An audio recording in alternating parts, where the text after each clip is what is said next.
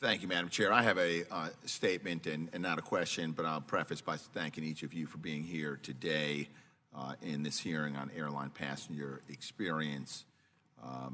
In 2018, the GAO found that airlines' operation performance generally has improved from 2008 through 2017, as measured by the Department of Transportation data on denied boardings, mishandled baggage, and late and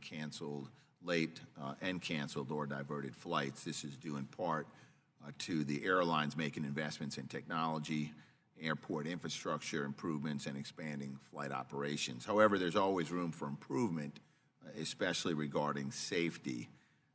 I think that a passenger's experience includes even the unexpected, unscheduled, and unfortunate series of events that occur during emergencies. In November of 2019, this committee held a roundtable on the air travel experience for persons with disabilities. The roundtable highlighted safety concerns regarding seat size and passenger evacuation.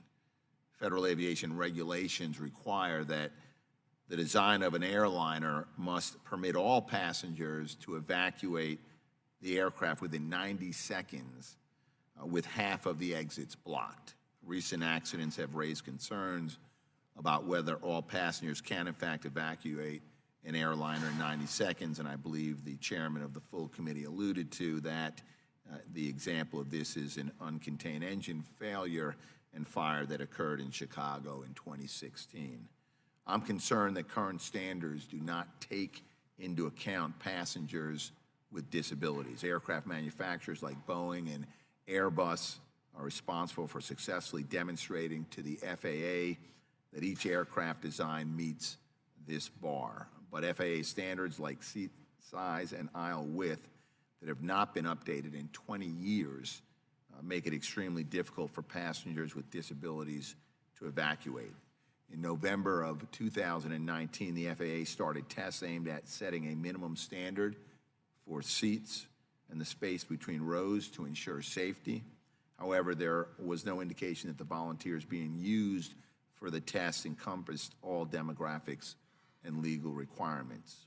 We must ensure that the FAA considers all groups of people when testing cabin evacuations to ensure the safety and consumer experience of the passenger. So I want to thank you, Madam Chair, for the opportunity to put this statement in the record, and I yield back the balance of my time.